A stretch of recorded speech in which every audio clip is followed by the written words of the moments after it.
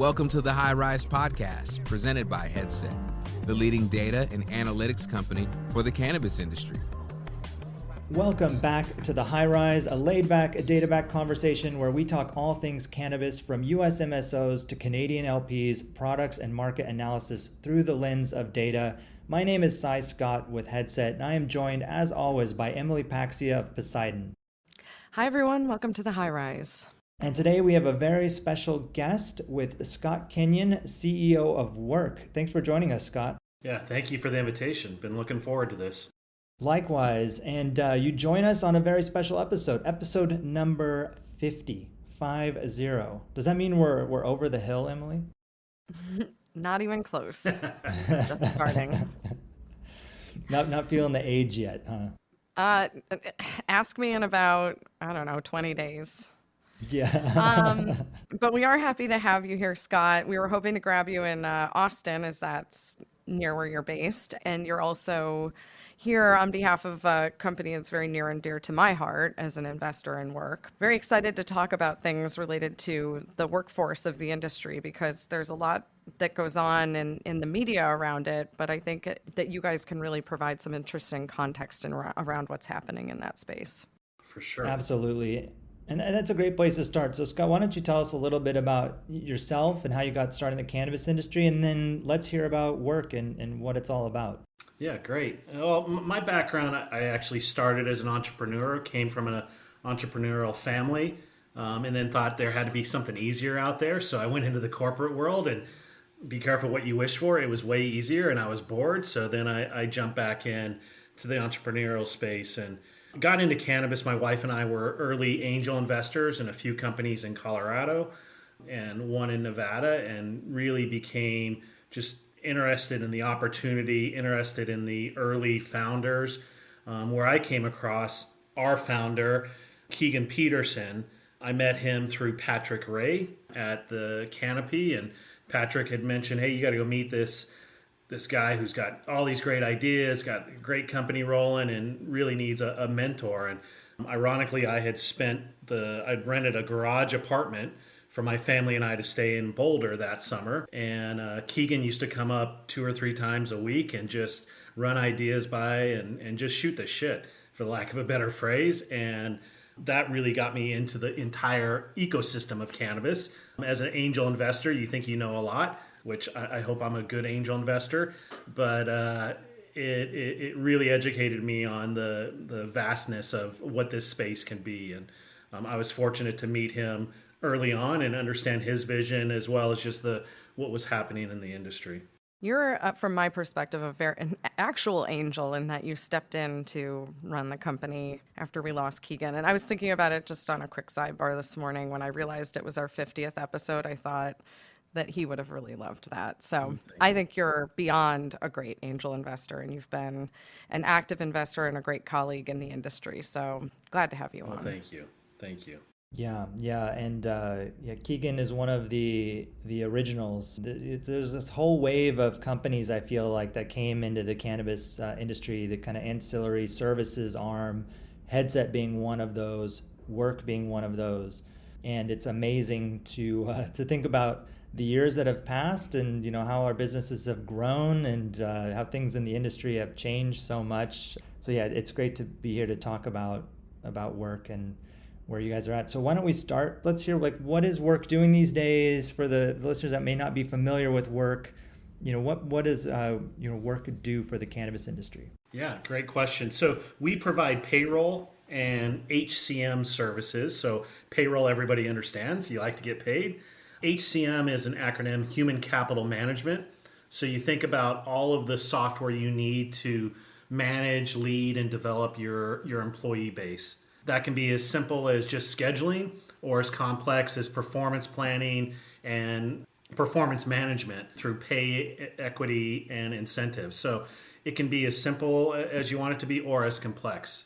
Got it. Well, that's great. I mean, it's certainly a problem for the industry, I think, and continues to be a problem for the industry for a variety of reasons. Cannabis is so unique compared to other categories, right? And that's why companies like Headset exist, and why companies like Wurk exist, to really serve this vertical specifically. And I'm sure all the payroll, HR, all that stuff for cannabis is quite unique compared to other categories. So glad you guys are there, doing that. So I want to talk a bit about the news and, to kind of what's been going on and tie it back to jobs, tie it back to things that you're close to over at Wurk. And one of the things I thought was interesting was in California. We talk a lot about California.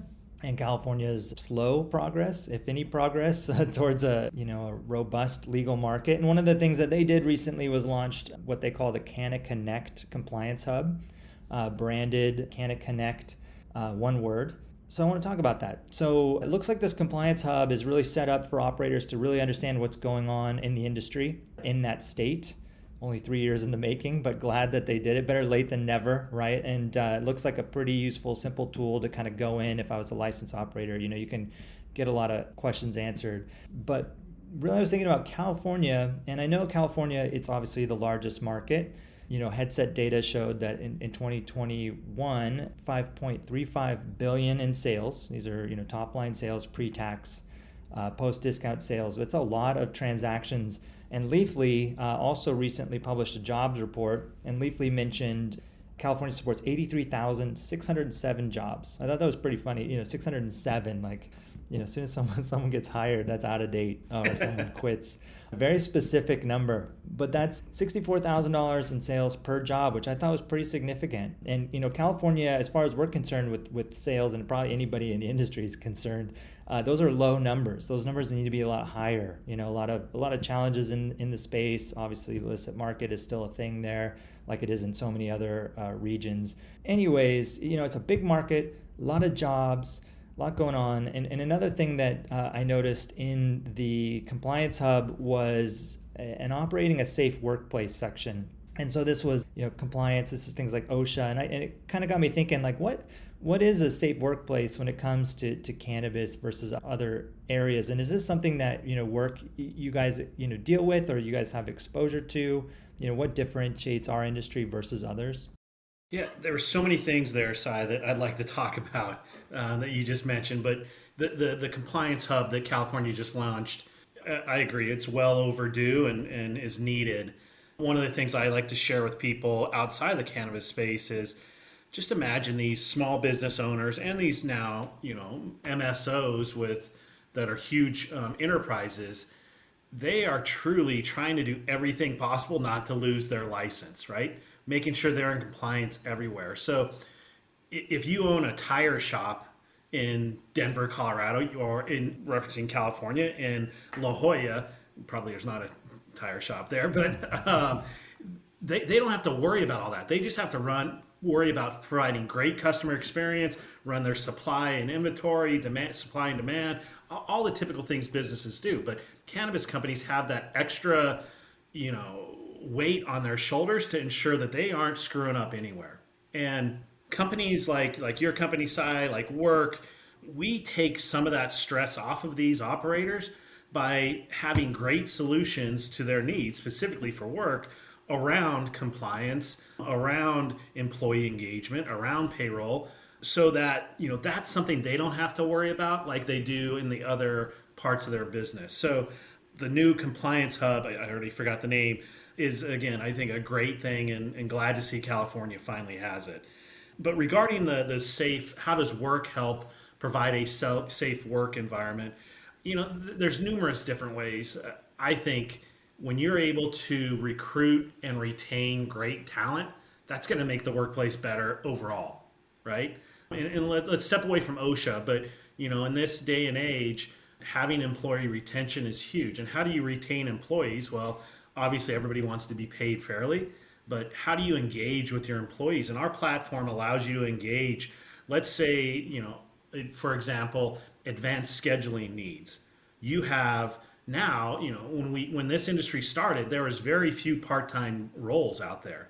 And now there's, according to our data, over 17% of our employees, of the employees on our platform, are part-time employees, right? Well, okay, that's what's so big about that, Scott? Well, what happens if your employee works overtime on a Saturday in the state of California? They deserve, or they're required by law to be paid at a different rate than just time and a half. So there's different complexities. Again, as running a company that's really hard to keep up with, well, you basically go in the work system and you set it and forget it, to use the old infomercial piece. You put in the type of employee they are, whether they're part-time or full-time, what state they're in, and then the system automatically calculates for that business owner. So it takes a lot of that stress off of that. So while it might not directly correlate to the OSHA standards, the way you asked the question, I think we're able to provide solutions to operators that enable them to retain and, quite transparently, I think, attract different type of candidates that if they didn't have that, they wouldn't be able to do that.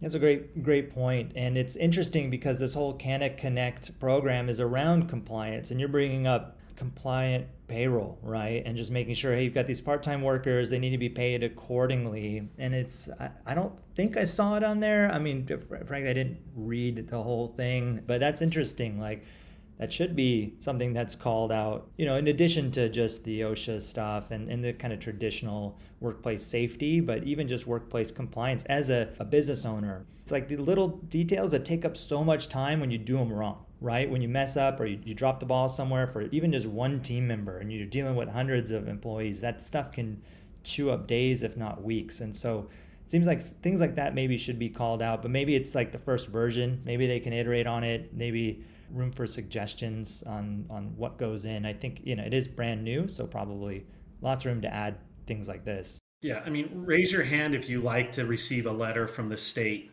or the federal government, right? I mean, no one likes that.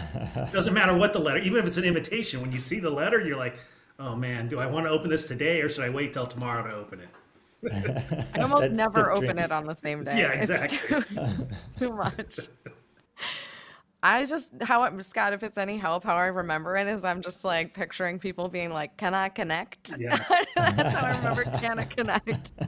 But I feel like, as an employer in the state of California, the employment laws are so complex, and it does feel like at every corner you're missing something that you should know about. And I think that having a platform, especially in cannabis too, you just don't want to be exposed, as I was talking about. So I think it's really important that we have resources like Wurk. And let's face it, this industry is built on people. And we've been talking a lot about how, with the geopolitical situation, this is a truly domestic industry. You can't outsource this offshore, really, especially for the operating businesses who are your primary clients. So it's an interesting time to be thinking about employment in this landscape.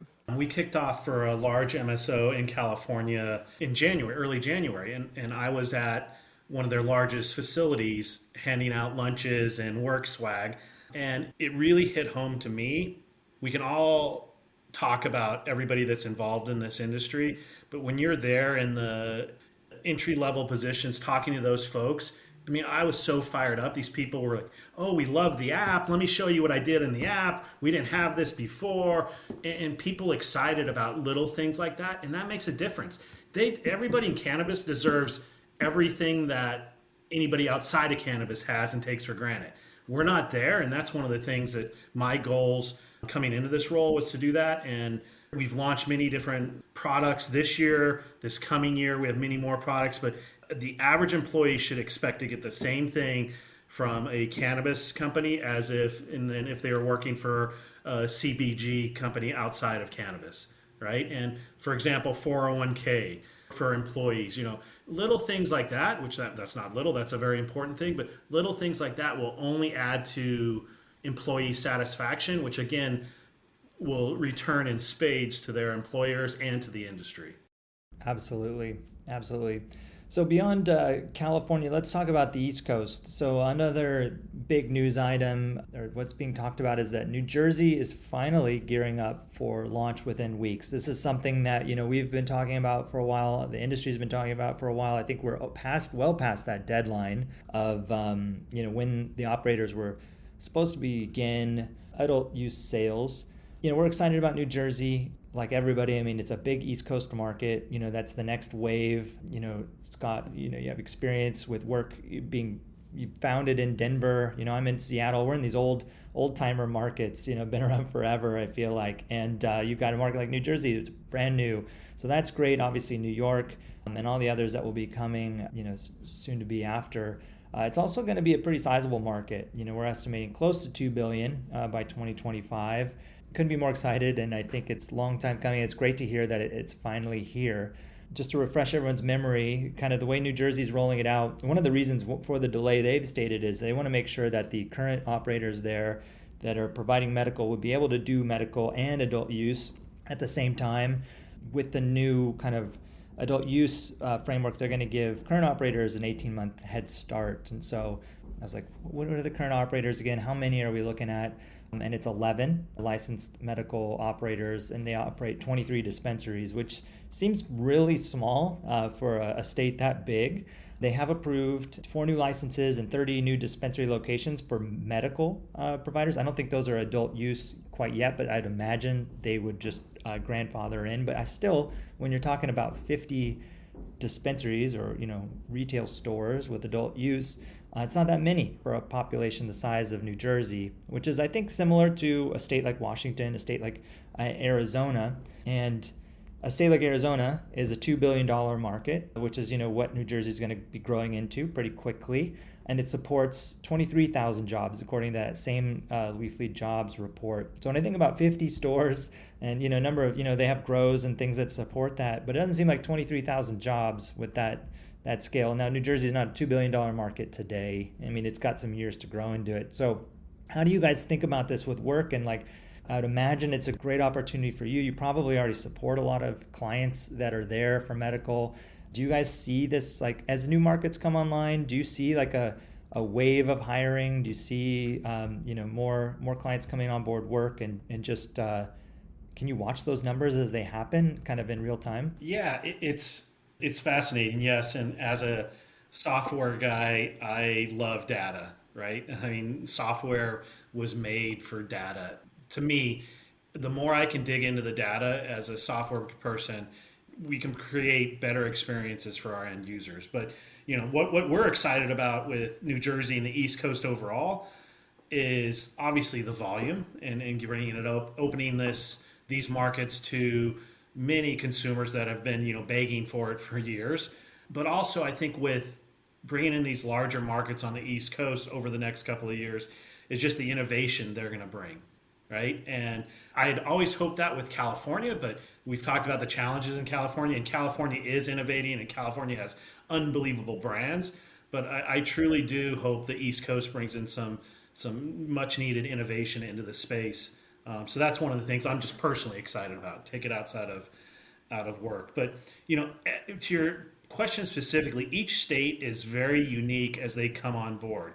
And time will tell. You're right, how New Jersey has allowed the medical license holders to have the head start.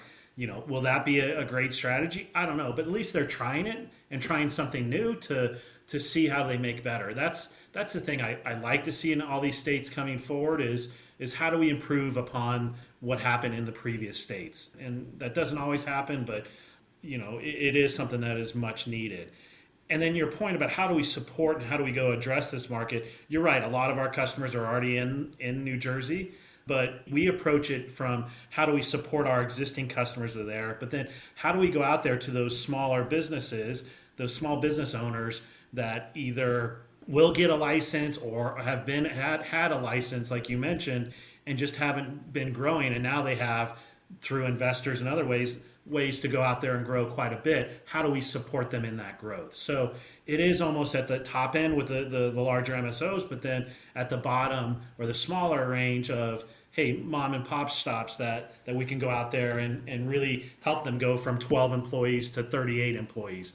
And maybe that doesn't seem big to you and I, but that's 3 times bigger than the business they were running just the day before they made that decision. Yeah, and this is how we get to that 23,000 jobs, right? Is with all these operators that are tripling their teams from 20 to 60.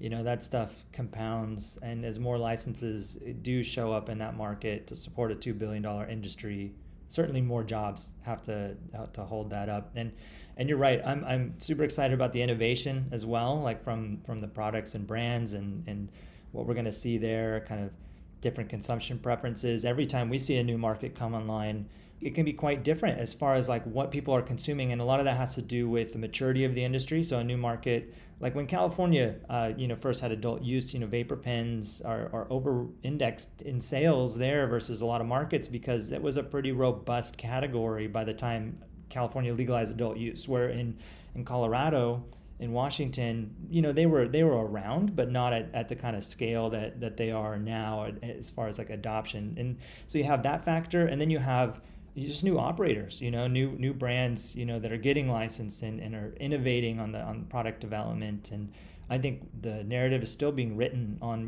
what this category looks like long term, what kind of new formats and form factors will come in. So that's all going to be interesting.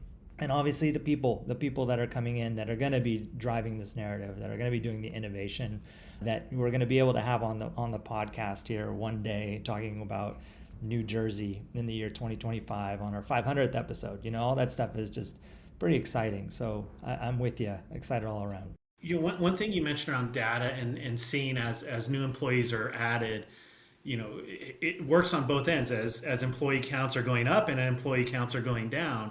The thing that I've noticed in the last year, and I've looked at historical data that we have, and there's obviously seasonality trends, build up to the holiday season, then build up to 420 are the two big build-ups from an employee count aspect. But it was interesting, at the end of this year was the first time, of 2021, you saw the mid and small business owners in cannabis shrink their head count.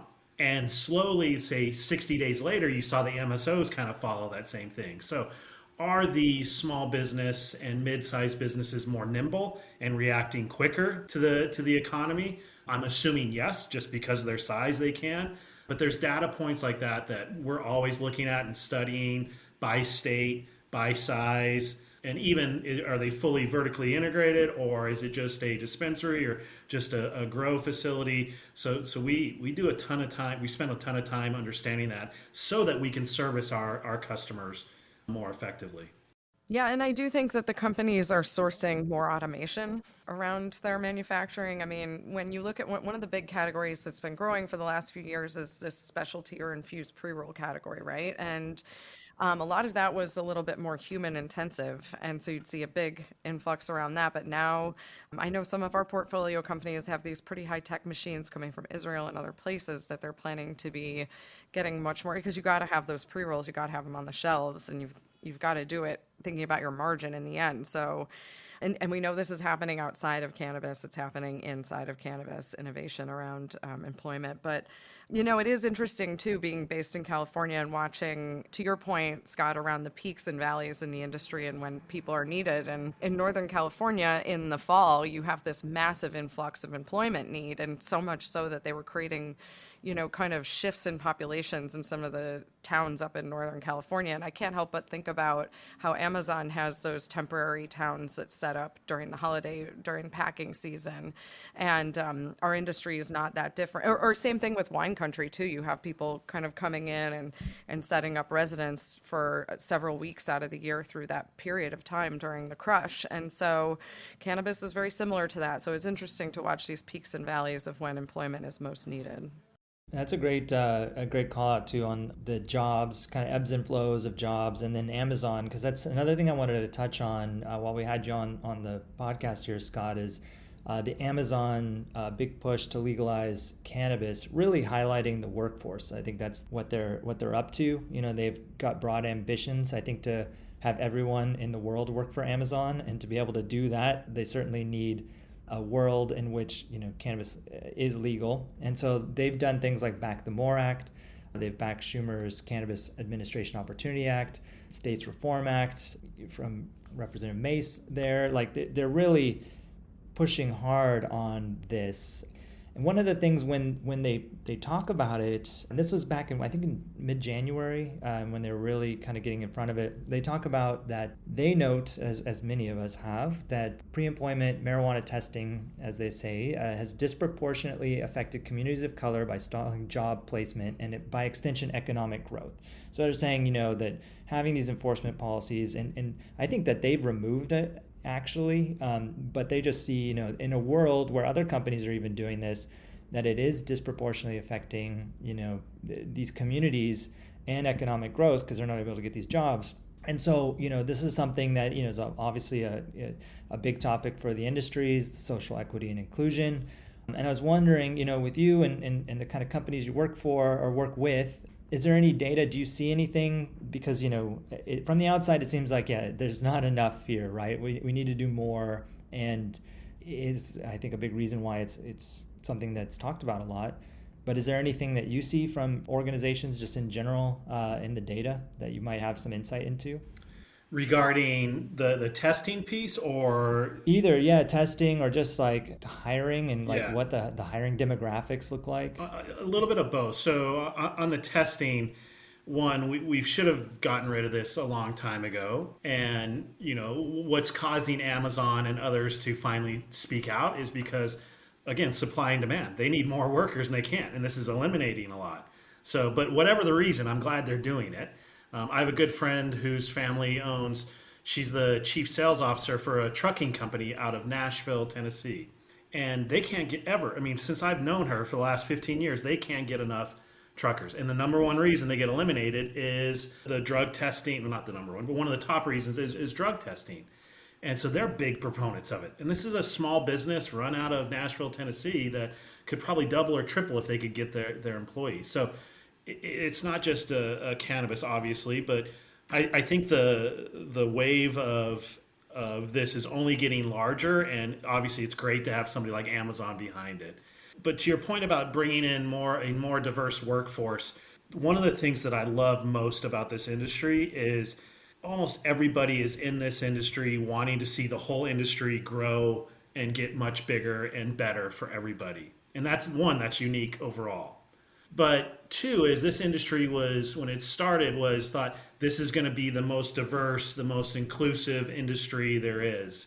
And while we've done better than the average, we're not anywhere where we need to be, right? And the data we have on our platform, our group of employees that are using our platform, we are beating the typical industry vertical in all of the diversity metrics, but just barely, by 1% to 3%. Well, still that's good, but we should be much better at that. And that's the thing that's disappointing to me.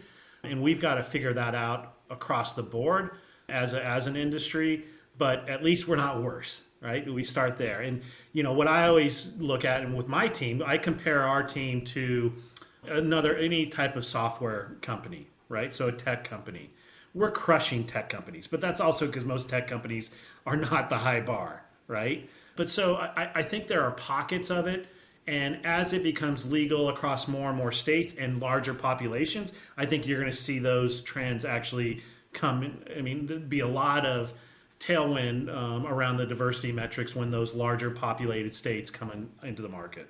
In the context of the ebbs and flows of hiring and maybe to your point, Emily, with automation, another kind of hot topic item these days is this great resignation of people kind of reevaluating, where they're at and what they're doing and the jobs that they're participating in. Do you see any of that in the hiring counts? Is there anything that's I'm sure there's all sorts of mixed data with seasonality and the type of industry we're in, but is this still a hot category to get into? Do you still see a lot of people wanting to jump into the cannabis industry?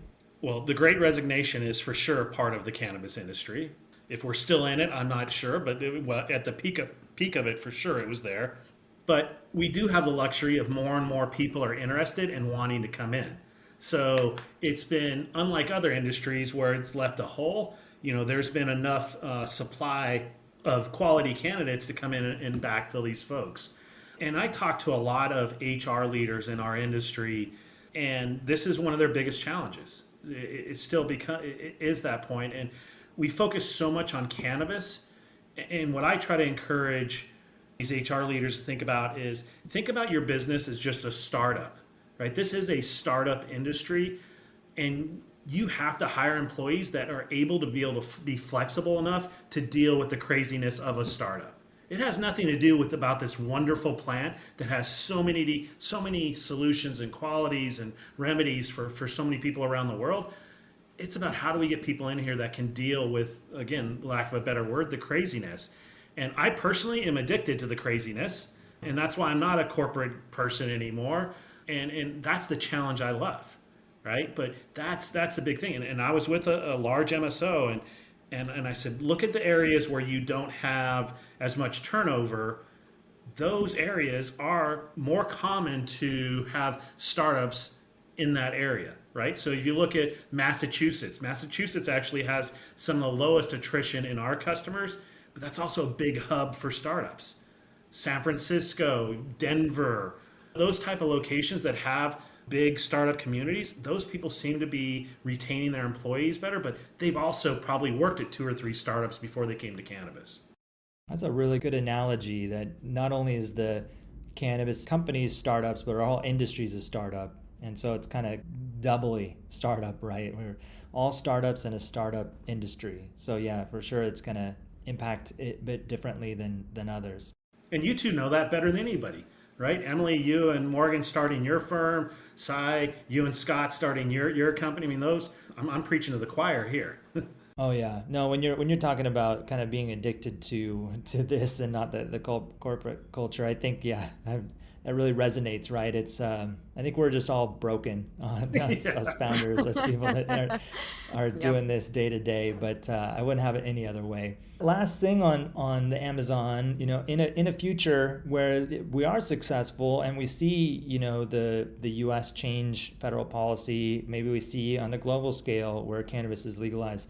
Like, how does that impact someone like Wurk, where you're focused on this category? Does this just become like any other? Do you think that the industry we're in is unique and has unique challenges that Wurk will always be able to serve? I think it's both. There are going to be things that'll be very common that we're just like every other company, but there are things that are unique to our industry, and we have complexities in cannabis. We've spoken about them a little bit earlier in the podcast that other verticals do not have, and those will always be here, right? And you can say, well, that's similar to gambling or, let's say, alcohol and tobacco, but it's not. I mean, it may be in the same football stadium, but they're not both sitting at the center of the field. We're at the center of the field. They're somewhere up in the stands, right? So that level of complexity is always going to make this business. And the operators, they need that extra help. They need the better solution. They need the extra service to be able to be successful in here.